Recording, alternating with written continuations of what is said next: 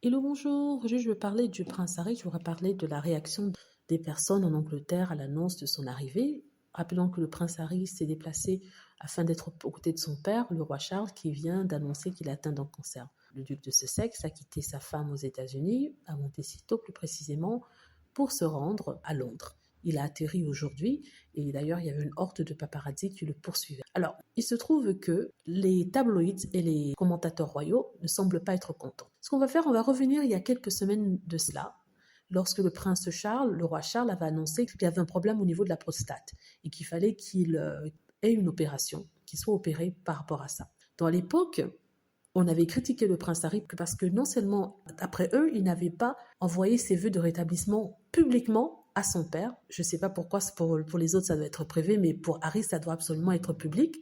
En plus de ça, on lui a reproché de n'avoir pas sauté dans un avion pour venir être aux côtés de son père, n'est-ce pas? Ça, c'était il y a 2 semaines de cela. Aujourd'hui, le prince Charles va commencer un traitement contre son cancer et le prince Harry décide de venir parce qu'il veut être auprès de son père, il veut lui parler, le soutenir, hein, on ne sait jamais. Et rebelote, ces mêmes personnes qui le critiquaient de n'avoir pas été là lorsque le roi Charles devait être opéré, le critiquent encore en disant que Harry, pourquoi tu es venu? Tu aurais dû rester à Montecito parce que maintenant que tu es là, on va croire que c'est sérieux. Tu fais tout ça pour de la publicité. Tu ne penses pas à ton père.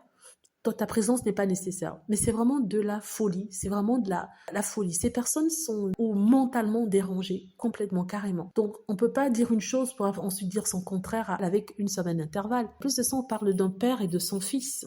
Demander à son fils de ne pas venir voir son père alors que celui-ci est souffrant, mais je trouve ça quand même ridicule. On parle du cancer, hein, c'est quelque chose d'assez important. Sincèrement, je le pense. Je pense que peu importe ce que le prince Harry fera, il sera toujours critiqué, sans devenir fou.